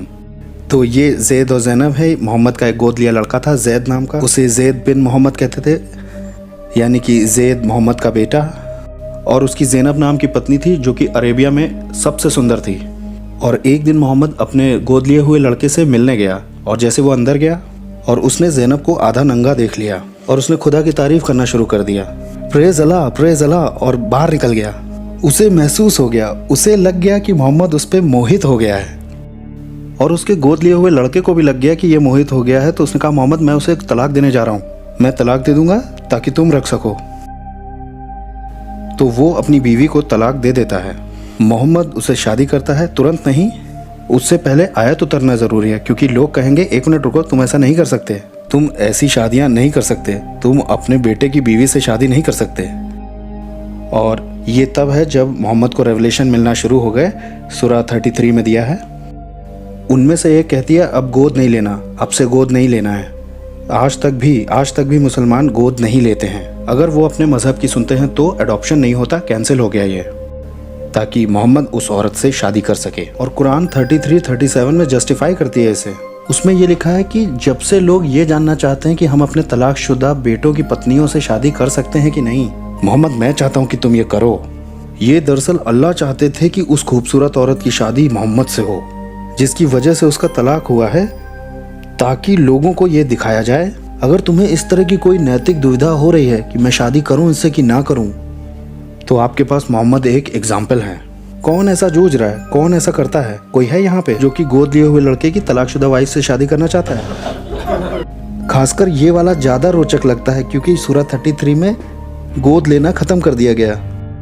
अब यहाँ अल्लाह कह रहे हैं कि मोहम्मद मैं सचमुच चाहता हूँ कि मुसलमानों को ये बात पता चले कि अपने गोद लिए हुए लड़कों की तलाकशुदा पत्नियों से शादी करना जायज़ है। और आगे की आयत कहती है अडॉप्शन नहीं अब से, तो इसका मतलब क्या बना? अब उस बात का तो कोई पॉइंट ही नहीं रह गया, क्योंकि अब गोद लिए हुए लड़कों की पत्नियों से शादी थोड़ी हो रही है, क्योंकि गोद लेना ही नहीं रहा। तो ये वाली आयत उतरी ही क्यों? बड़ा अजीब सा है ये। तो ये कुछ फैक्ट्स थे मोहम्मद के बारे में जो हो सकता है सुने हो आपने। अब आखिर में कुछ मिथ भी हैं मोहम्मद के बारे में। ये काल्पनिक हैं, फिक्शन है, ये मिलती और भी हैं, लेकिन ये वाली जो हैं ये कई बार सामने लाई जाती हैं। मोहम्मद ने चमत्कार किए। कुरान के हिसाब से मोहम्मद ने चमत्कार नहीं किए, इकलौता चमत्कार कुरान खुद था, वही मोहम्मद का चमत्कार था कुरान के हिसाब से। कई बार दिया है मोहम्मद ने चमत्कार नहीं किए। हदीसों में जो कि कुरान से बाहर हैं और उसमें मोहम्मद के बारे में टीचिंग्स हैं, वो कहती हैं कि मोहम्मद ने हर तरह का चमत्कार किए। इसका कारण यह है कि मोहम्मद के 200 साल बाद हदीसें लिखी गईं। जब मुसलमान मसीही लोगों तक पहुंचे थे, ये बात तो हमें हिस्टोरिकली मालूम है। इस्लाम के 150 सालों तक क्रिश्चियन मुस्लिम की जो बातचीत थी वो कुछ इस तरह से थी, हे क्रिश्चियंस तुम्हें अल्लाह और उसके रसूल पे ईमान लाना चाहिए। वेल हम यीशु के विश्वासी हैं, वो मुर्दों से जिंदा हुआ। और मोहम्मद ने क्या किया? ये बढ़िया किताब उसकी है, बहुत प्यारी कविताएं हैं, तुम्हें यकीन करना चाहिए इस पे। क्या ये क्या बात कर रहे हो? वहाँ रिजरेक्शन हुआ था, मूसा ने लाल समुद्र 2 भाग किया था, और तुम ये किताबिया की बात कर रहे हो? और फिर अचानक ही मुसलमानों ने लाना शुरू कर दिया ये चमत्कार वाली कहानियाँ। मोहम्मद ने चांद के 2 टुकड़े कर दिए, पुनरुत्थान से लाल समुद्र से बड़ा वाला है हमारा। मोहम्मद ने चांद के 2 टुकड़े कर दिए। ऐसी बहुत सी कहानियाँ आने लग गई। उसके हाथ से पानी निकलने लगा जब लोगों को प्यास लगी। तो आपको कई मुसलमान मिलेंगे ऐसे यकीन करने वाले कि मोहम्मद ने बहुत से चमत्कार किए थे, जबकि कुरान बार बार कहती कि उसने कोई चमत्कार नहीं किया था। और कारण यह है कि मुसलमानों को ज़रूरत ऐसी कुछ बातें क्रिश्चियन और जूस को बताएं। तो ये एक मिथ है। मोहम्मद ने सहन करना सिखाया। आपने आयतें तो देख ही ली। सहनशीलता तब तक दिखानी जब तक उसके लिए आसानी ना हो जाए। एक बार जब मेजॉरिटी आ गई मुस्लिम्स की, तब फिर टॉलरेंस करने की कोई ज़रूरत नहीं है। इनफैक्ट सूरा 47:35 कहता है, अगर मुसलमान उच्च स्तर तक आ गए हैं किसी जगह पर, अगर कोई ऐसा क्षेत्र है जहां वो मेजॉरिटी में आ गए हैं, तो वहां शांति नहीं होनी चाहिए, वहां कोई मेल मिलाप नहीं होना चाहिए। और फिर ये कि मोहम्मद ने महिलाओं के अधिकारों की बात की। ये तो मैं बार बार सुनता हूँ। मैंने देखा है मीडिया तक में लोग कह देते हैं मोहम्मद तो दरअसल एक फेमिनिस्ट था। मुझे इस बारे में कोई सुराग नहीं है कि ये लोग आखिर सोचते कैसे हैं। इस्लाम में अगर आपकी पत्नी आपकी हद से बाहर निकल जाए तो आप उसे पीट करके अधीन ला सकते हो। इस्लाम में औरतों की गवाही आदमियों की गवाही से आधी मानी जाती है। औरतों ने दरअसल पूछा मोहम्मद से ऐसा क्यों? उसने कहा क्योंकि तुम मूर्ख हो। कहा कि इसका कारण तुम्हारी बुद्धि की कमी है। कुछ और समस्याएं भी हैं जो सीधा मोहम्मद तक जाती हैं खुद। अगर कोई औरत आदमी पर यह इल्ज़ाम लगाए कि उसने उसका बलात्कार किया है तो उसके पास 4 मुसलमान आदमी होने चाहिए जिनकी समाज में इज्जत हो, जो कि गवाही दें कि हाँ हमने देखा। ये तो बहुत बड़ी गलती है, ये बहुत बड़ी भूल है मुस्लिम वर्ल्ड में। कारण ये कि औरत के साथ बलात्कार हुआ और वो इल्ज़ाम भी नहीं लगा सकती उस आदमी पर जब तक कि 4 आदमी खड़े होकर देख न रहे हों जो कि गवाही देना चाहें। मतलब कि अगर नहीं है आपके पास ऐसे 4 आदमी जो गवाही देना चाहते हों तो आप नहीं कर सकते, वो आदमी दोषी नहीं ठहराया जा सकता। तो इसमें समस्या क्या है? कुछ औरतें प्रेग्नेंट हो गई तो अब तो उन्हें पता ही है कि उनके साथ अश्लील काम हुआ है। आदमी पे वो दोष लगा नहीं सकते लेकिन वो औरत पे लगा सकते हैं। और ऐसा है, मैं भूल रहा हूँ कि अफगानिस्तान है या पाकिस्तान है, इन दोनों में से एक ही है। वहाँ अंदाज़ा लगाया जाता है 75% ऐसी औरतें जो जेल में हैं वो वहाँ बलात्कार के कारण हैं। बलात्कार हुआ, इल्ज़ाम लगाया लेकिन दोषी ठहरा नहीं पाए, प्रेग्नेंट हो गए और केस को प्रूव नहीं कर पाए। भयानक परिस्थिति है जो कि इस्लाम से शुरू हुई। और ये ऐतिहासिक बिंदु बता रहा हूँ कि ऐसा रेवलेशन आया क्यों। मोहम्मद की पत्नी आयशा पर यह इल्ज़ाम लगा था कि वो किसी आदमी के साथ सोई है। मोहम्मद परेशान था कि ये मसला कैसे सुलझाया जाएगा। उसने कहा अच्छा ये दोषी है तो जाओ 4 गवाह ले आओ इसके। उसने कहा नहीं ला सकते तो ये निर्दोष है। तो ये चीज़ें सचमुच मोहम्मद के समय के लिए आसान लग सकती हैं लेकिन आज के समय के हिसाब से दुनिया में बड़ी तबाही मचा देंगी। अब मुझे नहीं मालूम कितना समय बचा है हमारे पास। सवाल हैं? कोई सवाल पूछेगा? कुछ और जानना है आपको इस्लाम के बारे में? हाँ क्रिस। क्या ये बात सच है कि मोहम्मद ने कहा कि मुसलमान अगर किसी औरत को बंदी बनाकर लाते हैं तो उसके हस्बैंड के सामने उसके साथ रेप कर सकते हैं? ये कहने में थोड़ा हद पार कर देता है कि क्या हस्बैंड के सामने रेप करना अच्छा रहेगा। ये जायज़ है, पूरी तरह से जायज़ है। 424 सूरा कुरान का जो कहता है शादीशुदा औरतें तुम्हारे लिए मना की गई हैं कि उनके साथ संभोग हो। शादीशुदा औरतें मना हैं जब तक कि आपने उन्हें बंदी ना बनाया हो या दाहिने हाथ से जीता ना हो। ये आयत अपने आप में रोचक है क्योंकि आप मैरिड वुमेन से तब तक सेक्स नहीं कर सकते जब तक कि आपने उन्हें जीता ना हो। अब इसमें रोचक क्या है कि हमारे पास हदीस मौजूद है जो कि ये बताती है उस समय की ऐतिहासिक परिस्थिति क्या थी, क्या दृश्य था। वो मुसलमानों ने एक शहर जीता था, एक शहर पे काबू किया था। बहुत बार वो आदमियों को मार के औरतों और बच्चों को बंदी बना लेते थे। इस बार क्या हुआ, उन्होंने आदमी भी ले लिए, आदमियों को भी बंदी बना लिया। और कुछ खास समय के दौरान मुसलमानों ने बंदियों के साथ सेक्स नहीं किया जबकि कुरान इजाज़त देती है बंदियों के साथ। उन्होंने संभोग इसलिए नहीं किया क्योंकि पति जिंदा थे, वो अभी भी शादीशुदा थीं। तो अंत में ये मोहम्मद के पास गए, उन्होंने पूछा कि हम इनके साथ सेक्स नहीं करना चाहते हैं क्योंकि इनके पति जिंदा हैं। Good, great idea. ये तो बहुत बढ़िया बात है, मुझे अच्छा लगा। रुके रहो, वो शादीशुदा हैं, कंट्रोल करो। फिर सूरा 4:24 उतर आया और ये है वो ऐतिहासिक घटना जब उन्होंने सवाल पूछा तब आयत उतरी, शादीशुदा मना है जब तक कि तुमने उन्हें जीता ना हो। तो ऐसे उन मुसलमानों को इजाज़त मिली कि तुम फीमेल कैप्टिव्स के साथ रेप कर सकते हो जबकि हस्बैंड वहीं खड़े हैं। Interesting stuff. हाँ आप बोलिए। इन्हीं बातों के साथ ये भी बात उठाई जाती है कि समलैंगिक नहीं होने चाहिए इस्लाम में, सही? या इसका कोई बेसिस है कि ऐसा चलता है, चलने दो? नहीं, इस्लाम में होमोसेक्सुअल को मरना होगा। वैसे कुछ ऐसे समलैंगिक हैं जो अपने आप को मुसलमान कहते हैं। एक न्यूयॉर्क यूनिवर्सिटी में भी है इरशाद मोंजी जो कि लेस्बियन है और फिर उसने री इंटरप्रेट किया इस्लाम को, नए तरह से समझाया इस्लाम। लेकिन नहीं, इस्लाम में आप डिवोट मुस्लिम भी हैं और होमोसेक्सुअल होकर के भी चला लें, ये नहीं हो सकता, आपको मरना पड़ेगा। हाँ पूछिए। क्या आप अल्लाह और मून गॉड में संबंध समझा सकते हैं? वैसे मुझे लगता है कि ये वाली बहस जो है ये बहुत ज़्यादा बार की गई है, क्योंकि मुझे लगता है मुसलमान इस पे बहुत अच्छे से बहस करके जवाब दे सकते हैं। तो इसमें आपके पास 3 देवियाँ हैं जो अल्लाह की बेटियाँ हैं, जिनको चांद की बेटियाँ भी बुलाया जाता था। तो अल्लाह एक चंद्र देवता है, इसमें कोई समस्या नहीं है। तो इसमें क्या होता है कि आलोचक जो होते हैं इस्लाम के, वो कहते हैं 1 मिनट रुको, अल्लाह तो चंद्र देवता है, क्योंकि तुम्हारे पास सैकड़ों देवता तो है ही हर चीज़ के लिए, तो तुमने उनमें से एक मुख्य चंद्र देवता बना दिया और बाकी सबको पीछे कर दिया, छोटा कर दिया है। ये अभी भी पेगन गॉड ही, लेकिन मुस्लिम इसको इससे कह सकते हैं कि नहीं, वो समय के साथ करप्ट कर दिया गया, लेकिन ओरिजिनली अल्लाह ही सुप्रीम गॉड है। लेकिन आखिर में इन पेगन्स ने और कई देवताओं को मानने वालों ने उसे मून गॉड बना दिया। तो मुझे लगता है कि इस बात का वो इस तरह से जवाब दे सकते हैं। वैसे अल्लाह का चांद से संबंध तो है, वो आपने क्रेसेंट मून का सिंबल देखा है ना इस्लाम का। ऐसे समझिए इसे कि जैसे मान लीजिए अगर आर्कियोलॉजिस्ट को कोई मूर्ति मिल जाती है यहोवा की दूसरे और देवी देवताओं के साथ में जो वहाँ पड़े हुए हैं, तो हम लोग भी ये नहीं कहने लग जाएंगे कि यहोवा कोई पेगन गॉड है। उस क्षेत्र के लोगों ने करप्ट कर दिया है सही शिक्षा को। और कोई सवाल किसी का? हाँ, कुरान क्रिएशन के दिनों के बारे में बात करती है कि ये दुनिया के बाहर कहीं हुआ था। क्या इन दिनों में भी कोई अंतर है कहीं? हाँ, ये है, एक बार और कई बार दिया है। ये सिखाता है, इसमें सिखाया गया है कि 6 दिन में या 8 दिन में क्रिएशन हुई। आप कौन सा सूरा पढ़ रहे हैं इस पर निर्भर करता है। ये अंतर इसमें यह है कि आदम और हव्वा जन्नत में बनाए गए थे, तो उनका निर्माण स्वर्ग में हुआ था, पृथ्वी पे नहीं हुआ था। वो वहाँ से फेंक दिए गए थे सज़ा के तौर पे। तो आदम और हव्वा बनाए गए थे स्वर्ग में ही।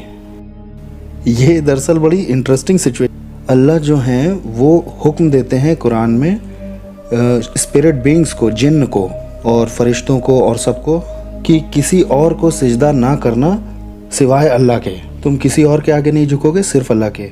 और फिर कुरान के मुताबिक ही जब उसने आदम को बनाया तब उसने कहा तुम सब फरिश्तों आदम को सिजदा करो, और शैतान ने कहा नहीं, ये नहीं करूँगा। इस कारण से वो गिराया गया, जो कि बड़ा रोचक है। तुम्ही ने कहा किसी के सामने झुको नहीं और मैं नहीं झुक रहा हूँ। हो क्या रहा है यहाँ? अब यहाँ हो क्या रहा है कि आपके पास पहले से ही कुछ स्पिरिट बीइंग्स हैं जो कि अलग चीज़ों से बने हैं, जैसे जिन आग से बने हैं और इंसान को मिट्टी से बनाया गया है। ये जन्नत की बात है। तो आदम और हव्वा ने जब पाप किया तो उन्हें इस दुनिया में फेंक दिया गया सज़ा के तौर पे, और फिर चीज़ें आगे बढ़ी, बाढ़ आई थी, ये सब हुआ था कुरान में भी। इंटरेस्टिंग बात यह है कि मुसलमान ये नहीं मानते कि ओरिजिनल सिन जैसा कुछ होता है। आप हमेशा सुनेंगे हम नहीं मानते ओरिजिनल सिन को। अब सबसे पहले और जल्दी उठने वाला सवाल यह है कि अगर इस दुनिया में होना सज़ा है और आप एक बच्चे हो और आप यहाँ पैदा हुए, अभी तक कोई आपने पाप नहीं किया, तो आपको सज़ा किस बात की मिल रही है, जबकि अभी तक पाप नहीं किया आपने? तो वो लोग आदम और हव्वा वो यहाँ आए थे सज़ा पाने के लिए, लेकिन हम भी तो यहाँ हैं और इसका कोई कारण नहीं है कि हम उस पाप की सज़ा क्यों पा रहे हैं जो कि आदम ने किया था। तो ये है बात। मोहम्मद ने इन बातों की तरफ सावधानी से ध्यान ही नहीं दिया था जब उसने ये बातें निकाली। हाँ, आप पूछिए। सबसे पहले इट्स वंडरफुल जो आप कर रहे हैं, गहराई में ले जा रहे हैं, इस बात के लिए मैं दिल से शुक्रिया कहता हूँ। और दूसरा, इन बातों को आप डीवीडी में भी हम तक पहुँचाएँ। और तीसरी ये कि पुराने नियम में जब लड़ाइयों की बात दी है कनानियों के साथ कि उनका खात्मा कर देना उनके उस पेगनिज्म के साथ, तो क्या ये बातें जब आप जिहाद वगैरह के बारे में डिस्कस करते हैं तो क्या मुस्लिम लोग उठाते हैं? तो आप कैसे जवाब देते हैं इनका?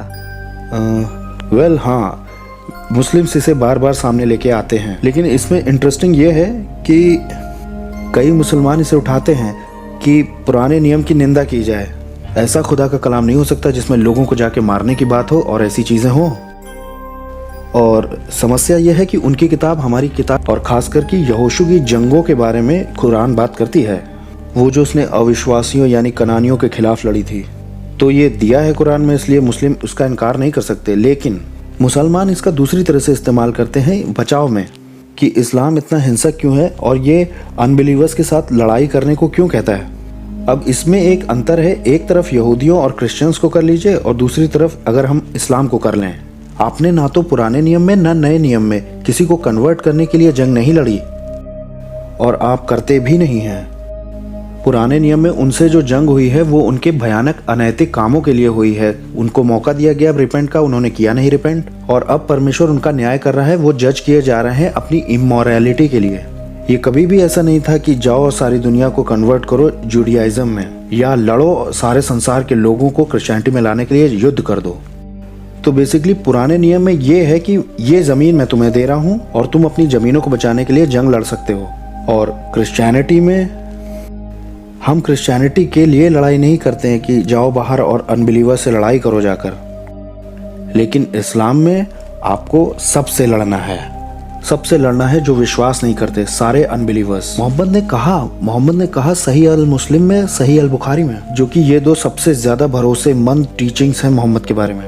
अगर आपको इसका मतलब नहीं मालूम है, जो कुरान है वो खुदा की तरफ से आया हुआ रेवलेशन है, इससे मोहम्मद का कोई लेना देना नहीं। उसने तो बस इसे रिसीव किया था। ये अल्लाह का कलाम है, ये अल्लाह का कलाम इटर्नल है। हदीसों में है वो जो मोहम्मद ने सिखाया। मोहम्मद ने अधिकार के साथ था क्योंकि वो नबी था। हदीस में मोहम्मद ने कहा है कि मैंने अल्लाह से ये हुक्म पाया है कि लोगों से तब तक जंग करना जब तक वो ला इलाहा इल्लल्लाह ना कहें। तो उसने दुआ करवाई और ज़कात भरवाया। तो आपको लोगों से तब तक जंग करने का हुक्म मिला है जब तक वो मुसलमान ना बन जाए। यहाँ तक कि इब्न कथीर, जो कि ग्रेटेस्ट मुस्लिम स्कॉलर रहा है हर समय का, उसने सूरह 2:256 के लिए बहुत रोचक टिप्पणी की है। 2:56 कुरान का there is no compulsion in religion, ये आप बार बार सुनेंगे हर जगह, खासकर कि जब आप ये बात उठाते हैं कि इस्लाम सहन तो करता ही नहीं है। सूरह 2:256 के लिए इब्न कथीर ने कहा ये वाली हटा दी गई है उन बाद वालियों की वजह से जो लड़ने को कहती हैं। और जब वो इसका थोड़ा वर्णन कर चुकता है तब कहता है इसलिए दुनिया भर के सारे लोग इस्लाम के लिए बुलाए गए हैं, और अगर उनमें से कोई आने से इनकार करता है या जिजिया देने से मना करता है तो उनसे लड़ना है जब तक कि उन्हें मार न दिया जाए। हाँ, लेकिन बाइबल में आप ऐसी कोई भी बात नहीं पाते हैं। हाँ, आप पूछिए। जैसे कि अभी आपने बताया कि पाप का सिद्धांत है मुसलमानों में, तो इसको डिबेट में आप कैसे जो है इसका वर्णन करते हैं, या वो गुनाह के सिद्धांत को कैसे समझते हैं? मुसलमान आपको बताएंगे, मुसलमान बताएंगे आपको। ये उनके लिए थोड़ा घबराने वाला है कि हम ओरिजिनल सिन में नहीं मानते, हम ओरिजिनल इनोसेंस में मानते हैं। अब इसमें हर तरह की समस्या देखने को मिलती है। मुख्य तौर से हम सज़ा के तौर पर यहाँ हैं, और उनके हिसाब से जब हमने कोई पाप किया ही नहीं है तो सज़ा किस बात की मिल रही है हमको। इसके साथ और भी दिक्कतें जुड़ी हुई हैं, क्योंकि मोहम्मद ने सिखाया कि हव्वा की वजह से, हव्वा के आज्ञा उल्लंघन के कारण औरतें पाप करती हैं, औरतें बेवकूफ़ होती हैं और औरतों को मासिक धर्म आता है। ये सब औरतों के साथ इसलिए हुआ क्योंकि हव्वा कारण थी। तो आपके पास ये जो शिक्षाएं हैं, ये इस तरह से लगता है कि जैसे मोहम्मद ने चारों तरफ से चीज़ें तो उठा ली, लेकिन इसके पीछे की थियोलॉजी को कभी समझा नहीं। और इसमें एक दिक्कत और भी है कि ऊपरी तौर से मुसलमान ऐसा लगता है कि वो समझते हैं कि पाप बहुत भयानक चीज़ है। जैसे इसकी सज़ा क्या होगी, उसकी सज़ा क्या होगी, मौत की सज़ा, जान ले लो, हाथ काट दो, 100 कोड़े मार दो। गुनाह करने की बहुत ही कठोर सज़ाएं हैं, लेकिन आखिर में ये सोशल कंट्रोल ही दिखाई देता है बस, क्योंकि आखिर में ऐसा लगता नहीं है कि उन्हें समझ में आया कि गुनाह कितना भयानक होता है। क्रिश्चियनिटी और इस्लाम में मुख्य अंतर जो पाप के बारे में है वो ये है कि अल्लाह का जो न्याय है वो परफेक्ट नहीं है। अल्लाह आखिर में आपको माफ़ ही कर देंगे, आपके पापों का कोई बलिदान नहीं। और अब यहाँ पर मैं आपको एक और पॉइंट समझा दे रहा हूँ कि अल्लाह का जो प्यार है वो भी परफेक्ट नहीं है। कुरान के हिसाब से अल्लाह को अनबिलीवर से कोई मोहब्बत नहीं है, कोई मोहब्बत नहीं है अनबिलीवर से। सूरह 3:32, अल्लाह को अविश्वासियों से कोई प्यार नहीं। तो कुरान में अल्लाह को मोहब्बत नहीं अनबिलीवर से। और ये भी है कि जब आप आखिर में मर जाते हैं तो वो आपके पापों को यूं ही माफ़ कर देता है, जाओ मैंने माफ़ किया। तो इसका मतलब ये रहा कि आपके कुछ गुनाहों की सज़ा आपको नहीं मिली। तो इस्लाम में हर गुनाह की सज़ा नहीं दी गई, अल्लाह उन्हें बस दरी के नीचे कर देते हैं। ये क्रिश्चियनिटी से बहुत ही अलग है, जहाँ हर पाप की सज़ा दी जानी है आखिर में। हर आखिरी पापी के पापों की सज़ा या तो यीशु ने उठा ली या तो आप खुद उठाएंगे। हाँ, आप पूछिए। 9/11 के हमले के बाद से ये बात कुछ ज़्यादा ही देखने में आ रही है कि 72 हूरें मिलेंगी एक जिहादिस्ट को। इसके बारे में कुछ राय क्या है, मतलब क्या इसका प्रसिद्ध दृष्टिकोण क्या है? ये जो नंबर 72 है ये कुरान में से नहीं आया है।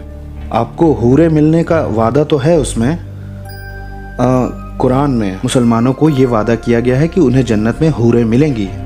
ये बड़े स्तनों वाली कुंवारियाँ होंगी और इनकी वर्जिनिटी बार बार नई हो जाएगी। ये इनके बारे में जो बखान है वो दरअसल आयशा को सुनाया जा रहा था, और जब उसको ये बताया गया कि उनकी वर्जिनिटी हर रोज़ नई हो जाएगी, और उसने ऐसे कहा, अरे कितना दर्द होगा। ये मोहम्मद की 9 साल की बीवी थी। तो ये हदीसों में दिया है, कुरान में नहीं। कुरान में तो आपको यहाँ पे कुछ समस्या भी है। कुरान में ये वादा है कि वर्जिन्स मिलेंगी आपको जन्नत में, लेकिन आपको कोई गारंटी नहीं है, कोई गारंटी ही नहीं है जन्नत के लिए। आपको 100% जिसे जन्नत मिलने की गारंटी है वो व्यक्ति है जिसकी जान जाती है अनबिलीवर से लड़ते हुए।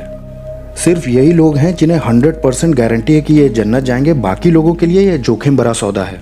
मोहम्मद ने खुद के लिए भी यही कहा है कि मुझे नहीं मालूम मेरे साथ क्या होगा, मुझे अपने बारे में भी नहीं पता कि मेरा क्या होगा मरने के बाद।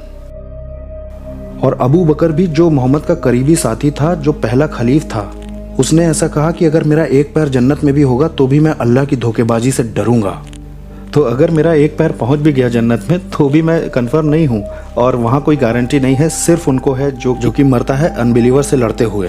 और ये पहली बार तब हुआ जब मुसलमान एक जंग लड़ रहे थे और उसमें हार रहे थे। तो मोहम्मद ने कहा ठीक है, जो कोई भी इसमें मरेगा उसे जन्नत मिलेगी। और तब उनकी लड़ाई में और ज़्यादा जोश और खरोश आ गया। तो अब इसमें 1-2 दिक्कतें हैं। पहली ये कि कुरान गारंटी देती है कि जन्नत में मुसलमानों के लिए हूरें हैं। सामान्य तौर पर हदीस ये बताती है कि हाँ गारंटी है। तब आपको गारंटी है जन्नत की जब आप मरते हैं अनबिलीवर से लड़ते हुए। और 72 की संख्या भी हदीस से ही आती है, लेकिन वो कम से कम है, ये मिनिमम है। अगर आप बहुत अच्छे मुस्लिम रहे तो आपको और भी मिल सकती हैं, और ज़्यादा भी वर्जिन्स मिल सकती हैं पैराडाइज में। और भी रोचक तरीके से उसने अपने फॉलोअर्स को ये कहा कि उनका हमेशा तक तना रहेगा। और ये एक जवाब था, ये जवाब था उस सवाल का कि क्या हमारे अंदर इतना करने की ताकत होगी, इतना ज़्यादा सेक्स करने की। अल्लाह ने वादा किया है संभोग करने की चमत्कारिक क्षमता देने का जन्नत में। क्रिस, समय बचा है? अच्छा हाँ, ये ईरान के लोगों का ये 12 वाले ये लोग क्या मानते हैं, ये आखिर क्या चीज़ है बताइए। एक अलगाव है, एक तरह का अलगाव है शिया और सुन्नी के बीच में। ये तब शुरू हुआ जब मोहम्मद की मौत हो जाती है जहर देने से। उसे जहर दिया गया था एक यहूदी औरत के द्वारा, और मोहम्मद मर जाता है। और एक ग्रुप कहता है कि अबू बकर लीडर होना चाहिए, और दूसरा ग्रुप कहता है कि नहीं अली होना चाहिए। कुछ अली के साथ हो जाते हैं, कुछ अबू बकर के साथ हो जाते हैं, और आखिर में ये बट जाता है शिया और सुन्नी में। ये शुरू तो हुआ था पॉलिटिकल डिफरेंस की वजह से, लेकिन अब जबकि ये अलग अलग अथॉरिटीज़ की मान के चलते थे, तो शियाओं ने अबू बकर की टीचिंग्स को रिजेक्ट कर दिया, कोटेशन अबू बकर और आयशा के। अब क्योंकि दोनों तरफ अलग बातों पे जोर दिया जा रहा था, तो फ़र्क पड़ गया थियोलॉजी के ऊपर, जबकि शुरुआती अंतर पॉलिटिकल ही था। लेकिन जो शिया होते हैं ज़्यादातर वो मज़ार और कब्र वगैरह वो ही लोग बनाते हैं। अब क्योंकि शिया इस्लाम में भी एक तरह की असहमति है, और ईरान में ज़्यादातर शिया मुसलमान रहते हैं, और वहाँ डिफरेंसेस हैं। और ये जो 12 हैं ये 12 इमाम वाले हैं कि तुम्हारा जो आखिरी इमाम है वो जाकर के एक गुफा में छिप गया है, और वो शताब्दियों के बाद निकलेगा और हुकूमत करेगा मुसलमानों के ऊपर। हाँ पूछिए।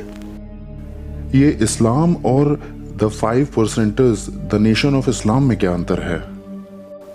हाँ, मुसलमान कहेंगे, ऑर्थोडॉक्स जो मुसलमान हैं वो, मैं उनसे सहमत भी हूँ वैसे क्योंकि नेशन ऑफ इस्लाम पंथ के जो 5% लोग हैं वो मुसलमान ही नहीं हैं। इस्लाम में आप अल्लाह का रिकारनेशन नहीं मान सकते हैं, और 5%er मानते हैं कि हम सब खुदा हैं। मतलब हम खुदा नहीं हैं, हम लोग नहीं, लेकिन वो लोग सब खुदा हैं। तो जो रूढ़िवादी मुसलमान हैं उनकी जगह से इन लोगों की टीचिंग के साथ इस्लाम की टीचिंग को किसी भी तरह से मिलाया नहीं जा सकता है। उसके लिए वो ये कहेंगे कि कुछ छुपी हुई किताबें हमें मिली हैं जो कि मोहम्मद ने लिखी हैं, इस बीच में वो छुपी रहीं, और इसमें कोई शक नहीं कि ये सच नहीं है। हाँ आप पूछिए। मैंने इस तरह के कई बड़े लोगों के आर्टिकल पढ़े हैं जिसमें मोहम्मद जैसा कि वो इस्माइल के वंश से था, और उसने बाइबल और कुरान को कोट करके ऐसा दिखा दिया कि अल्लाह और जिस खुदा की इबादत जूस और क्रिश्चियन करते हैं वो एक ही खुदा है। इसका कोई छोटा सा जवाब बताइए, क्योंकि थियोलॉजिकल क्वेश्चन है तो इसका आंसर तो बड़ा होगा।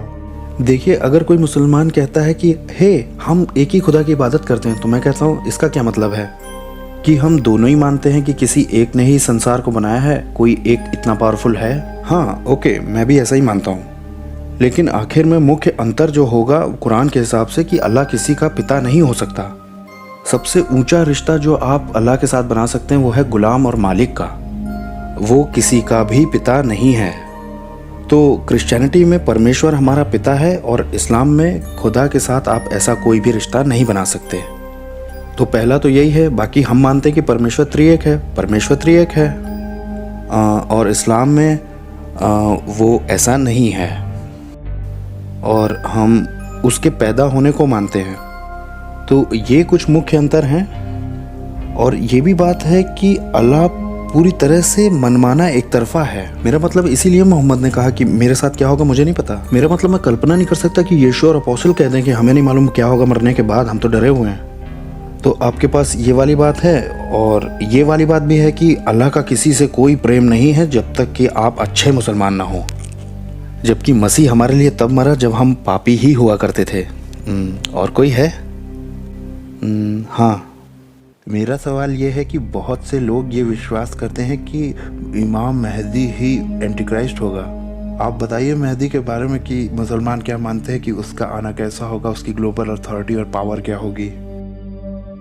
वैसे इसमें आपके पास सैकड़ों तरह की अजीब सी और बिल्कुल ही अलग अलग शिक्षाएं हैं। और जहाँ तक मेहदी की बात है, हाँ वो आता है और कुछ ठीक भी करेगा, सब कुछ सुधारेगा, ये बात तो है उसमें, लेकिन फाइनल जजमेंट जीसस ही करेंगे। जीसस आते हैं और सबका न्याय करते हैं। वो सारे ज्यूज और क्रिश्चियंस को मार देंगे, सारे सुअरों को मार देंगे, क्रूसों को तोड़ देंगे, और ये होगी आखिरी स्टेज, यही होगी।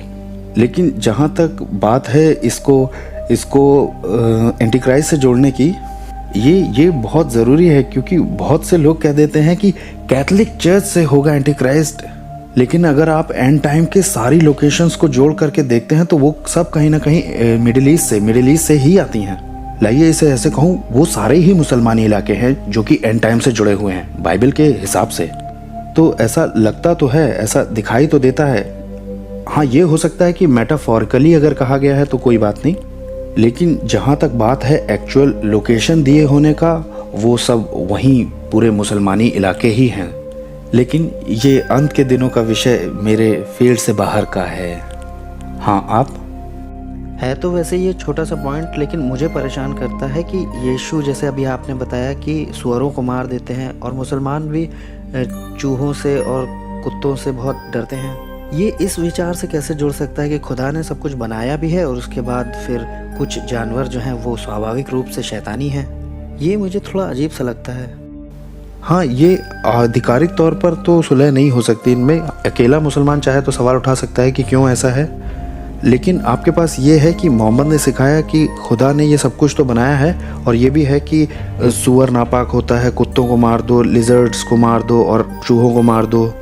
कुछ सोर्सेस कहते हैं कि सारे कुत्तों को मार दो, और कुछ मुसलमान ये वाली हदीत मानते हैं, और कुछ मुसलमान मानते हैं कि ये सिर्फ काले कुत्तों की बात है। वैसे भी ये बता दूं, मेरे पास काला ही कुत्ता है। हाँ, तो उसको मरना पड़ेगा, उसको जाना होगा। मोहम्मद ने कहा ये बात कि काले कुत्ते जिन के द्वारा पकड़े हुए होते हैं, तो आपका कुत्ता जिन से पजेस्ड है इस्लाम के हिसाब से। ये तो रॉबिन विलियम के काले कुत्ते जैसी बात लग रही है। एक अलग से बात कह रहा हूँ, इसने मुझे हमेशा परेशान किया है। मेरे कुत्ते ने मेरी दादी माँ की जान बचाई थी एक बार। इतना वफादार दूसरा कोई जानवर नहीं मिलता है जो जान देने को तैयार रहे। एक्चुअली इसका एक कनेक्शन हो सकता है कि यही एक जानवर है जो जान देने को तैयार रहता है। तो क्रिश्चियन कॉन्सेप्ट जो सेक्रीफाइस का है उसको पसंद नहीं आया। नहीं ये नहीं होता है, तो ऐसे सभी जानवरों को मार दो और लोग ये सोचने लगेंगे कि ऐसा कोई सेक्रीफाइस नहीं होता है। कोई और है? हाँ, अगर हदीस कुरान के हिसाब से नहीं जाती है तो क्या करते हैं मुस्लिम्स? अगर कोई कॉन्फ्लिक्ट उठता है ऐसा, तो कुरान ही जीतता है। अगर कभी कुरान और हदीस एक दूसरे को कंट्राडिक्ट करते हैं तो कुरान को ही जीतना है, वही official perfect word of God है। लेकिन अगर उनमें कोई खंडन नहीं होता आपस में, तो मुसलमानों के पास हदीसों के कई ग्रेड्स होते हैं। इकलौती को हदीस कहेंगे, लेकिन अगर आपके पास सही हदीसें हैं तो वो ज़्यादा रिलायबल मानी जाती हैं। तो मैं जब भी कोट करता हूँ सही अल बुखारी और सही मुस्लिम से ही करता हूँ, क्योंकि वही सबसे ज़्यादा ट्रस्टेड है। लेकिन इसमें भी स्तर हैं, आपके पास सही वाली हैं या आपके पास हसन है। हसन ठीक ठीक है, कोई पूरी तरह से रिलायबल नहीं है, और फिर आपके पास दाइफ हैं जिसमें समस्या होती है। इसमें सवालिया निशान लगा होता है कि ये आखिर जाती भी है मोहम्मद तक कि नहीं। लेकिन हाँ, अगर सही वाली आपके पास है, सही अल बुखारी, सही मुस्लिम, ये वाली आपको ऑनलाइन मिल जाएंगी अमेज़ॉन पे, इंग्लिश में ट्रांसलेट की हुई मिल जाएंगी पूरे कलेक्शन, और ऑनलाइन भी है, चाहे तो वैसे भी तो ये वाली बिल्कुल सोने की तरह बढ़िया है, अगर इसमें कोई डायरेक्ट कंट्राडिक्शन नहीं आता है तो, क्योंकि इसमें मोहम्मद की टीचिंग है जो कि मोहम्मद ने सिखाया। तो ये मोहम्मद ने कहा था और मोहम्मद कुरान को कंट्राडिक्ट नहीं कर सकता। अगर मान लीजिए दो बातों में कुरान में ही कंट्राडिक्शन निकल आता है तो क्या हदीस को लेकर के हम रद्द करने का सिद्धांत लगा सकते हैं? बड़ी रोचक बात है कि ऐसी एक दो परिस्थितियां तो आई हैं जहां पर कि हदीस को रद्द करना पड़ गया। वो है पत्थरवाह करने का जो सिद्धांत है। उमर जो कि दूसरा खलीफा था, उसने ये बात कही थी कि ऐसी एक कुरान में आयत होनी चाहिए कि औरतों पे पत्थरवाह होना चाहिए, लेकिन वो आ नहीं पाई कुरान में। तो ऐसी परिस्थिति को देखकर जो मुस्लिम मॉडर्न वर्ल्ड में रहते हैं वो ये कहते हैं कि ठीक है, तो ऐसी कोई आयत तो है नहीं कि पत्थर मारना है, तो कुरान कहती है कि 100 कोड़े मार दो अगर व्यभिचार में पकड़े गए तो ये स्टोनिंग क्यों? क्योंकि मोहम्मद ने कहा है कि पत्थर मार के ख़त्म करना है। तो ऐसी परिस्थिति को देख करके कुछ मुसलमान कहते हैं कि कुरान कहती है कि 100 कोड़े मारने हैं, लेकिन हमें मालूम है कि मोहम्मद ने ये हुक्म दिया था कि पत्थर मारना है, लेकिन इस वाली को हटाया गया। लेकिन पहली जो कोशिश होगी वो कुरान के दोनों हिस्सों को मिला करके निकालने की कोशिश की जाएगी। खास करके अगर ऐसा कोई विचार उठ रहा है कि मोहम्मद तक पीछे जाना पड़ रहा है, तो फिर मल्टीपल कोटेशन चेक किए जाएंगे रिलायबल सोर्सेज के। ज़्यादातर ऐसा ही किया जाता है कि कुरान के हिसाब से ही दोनों को मिला जुला के कुछ निकाल दिया जाता है। वैसे आपको ज़्यादा कुछ नहीं मिलता है रिलायबल ट्रेडिशंस में जो कि कुरान के कंट्राडिक्शन को हटा दे। ये जो रिलायबल सोर्स हैं ये हैं क्या? देखिए, ये कोई भी लिख सकता है हदीसों का कलेक्शन। मैं भी यहाँ बैठ करके लिख सकता हूँ और कहूँ कि ये मेरा कलेक्शन हदीस का है, लेकिन अगर आपके पास सही अल बुखारी है तो उसका मतलब है सही इमाम मुस्लिम जो कि स्कॉलर था, उसने ये कहा कि मेरा भरोसेमंद हदीस कहने का ये क्राइटेरिया है कि मैं खुद बाहर जाऊंगा और पूछूंगा, क्योंकि कहानियां उन क्षेत्रों में फैली हुई थी, तो आपको जाकर सारे नरेशंस कलेक्ट करने हैं। तो मुस्लिम उसको बहुत भरोसेमंद मानते हैं क्योंकि उसका मेथड जो था वो बड़ा भरोसेमंद था। और जो दूसरा वाला है वो है इमाम मुस्लिम, मुसलमान उसको भी बहुत भरोसेमंद मानते हैं क्योंकि उसका तरीका जो ट्रू नरेशन और फॉल्स नरेशन को पहचानने का था बहुत अलग था। क्योंकि बुखारी लोगों के पास जाके कहता था कि अरे वो कहानी बताओ जो मैंने सुना है कि तुम्हें पता है, अच्छा तो ये तुम्हें कहाँ से मिली, और फिर उसे कहाँ से मिली, और उसके पहले कहाँ से आई, और पीछे जाकर उसने मोहम्मद के समय तक ट्रेस करने की कोशिश की। और एक बार अगर वो मोहम्मद के टाइम तक पीछे पहुंच गया तो वो हर एक नाम को चेक करेगा, लिस्ट के जितने भी लोग ये बीच में आए उनके, और फिर वो पूछेगा कि क्या ये इंसान भरोसेमंद है। अगर ऐसा है तो फिर ये सारे लोग झूठ नहीं बोल रहे हैं और ये कहानी मोहम्मद तक जाती है पीछे। तो ये वाली हदीसें सही हदीसें बोली गई, भरोसेमंद वाली हदीसें। लेकिन आपके पास क्वेश्चन मार्क वाले लोग भी हो सकते हैं, तो इसने तो इससे पाया था, लेकिन ये वाला आदमी थोड़ा गोल मोल लग रहा है, तो मुझे नहीं मालूम ये भरोसेमंद है कि नहीं, तो ये कहानी को आप सच नहीं मान सकते। फिर ये भी होता है बीच में कोई आदमी गायब है, हमें नहीं मालूम किसने सुना किससे। जैसे कि ये आदमी मुझे कुछ ज़्यादा ही गोलमोल लग रहा है, इसने ज़रूर अपने ही मन में बनाया होगा कुछ, तो फिर आप उसकी ओर भरोसा नहीं करते।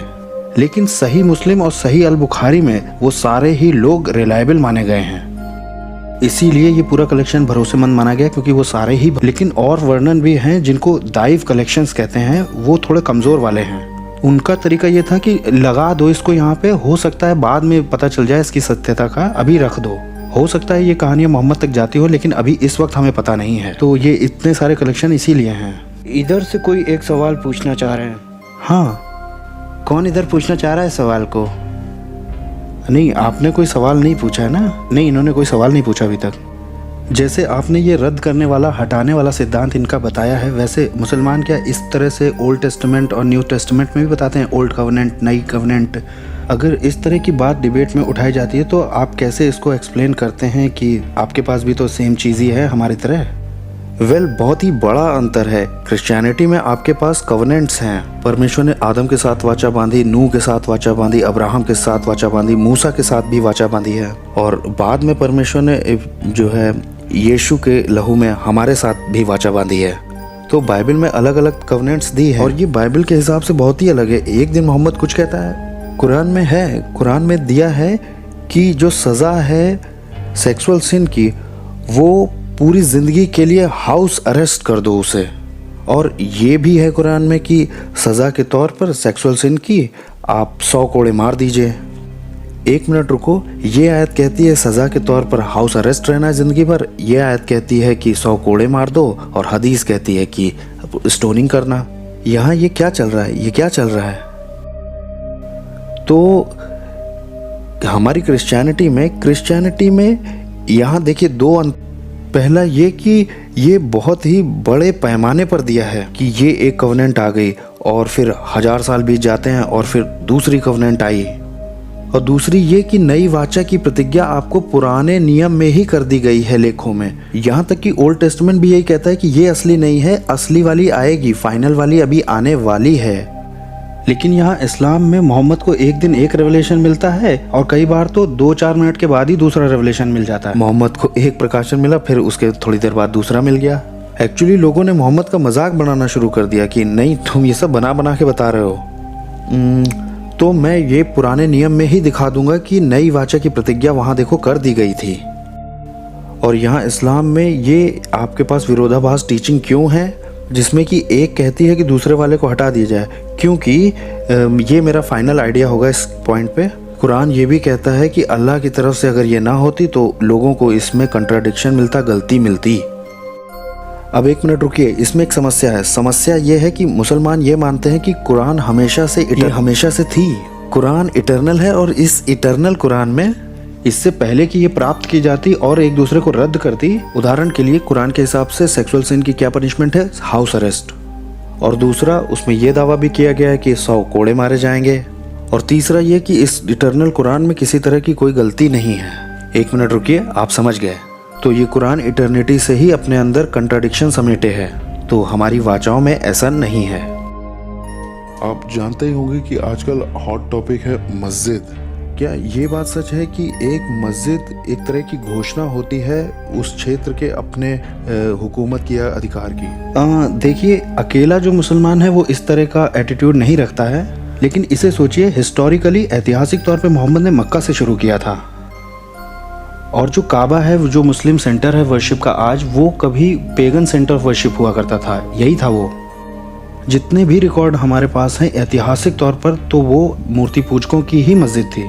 तो जैसे ही उसने वो क्षेत्र जीत लिया तो वो वहाँ क्यों गया? उसने काबा को कब्जे में लिया और सारी मूर्तियाँ तोड़ दी। जब मुसलमानों ने यरूशलेम को जीता तो वहाँ क्या किया? मस्जिद बना दी टेम्पल माउंट पे।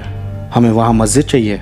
कई बार हुआ ऐसा कि मुसलमान किसी जगह पर जीतते थे तो उस जगह को तोड़ करके मस्जिद बना देते थे, और या तो बदल देते थे सिनेगॉग को या चर्च को एक मस्जिद बना करके। और ये हर जगह ही हुआ है, क्योंकि वो जो जगह होती थी वो सेंटर होती थी, वो सेंटर वर्शिप प्लेस हुआ करता था जहाँ पे लोग आते थे, इकट्ठा होते थे। लेकिन ऐसा यहाँ वेस्ट में हमारे पास कुछ नहीं है। हमारे पास ये रिलीजियस सेंटर है अमेरिका का, ऐसा कुछ भी नहीं है हमारे यहाँ। हाँ, इकोनॉमिक सेंटर होता है, वर्ल्ड ट्रेड सेंटर था, बराबर कर दिया उसको। अब वैसे फिर से बता दूं कि इंडिविजुअल एक मुसलमान कैसे सोचता है ये तो नहीं जानते हम कि उसका क्या एटीट्यूड है, लेकिन हाँ, मॉस्क वो बना देते थे इस्लामिक पावर का सिंबल दिखाने के लिए। तो इतिहास के तौर पे ऐसा ही सब हुआ था।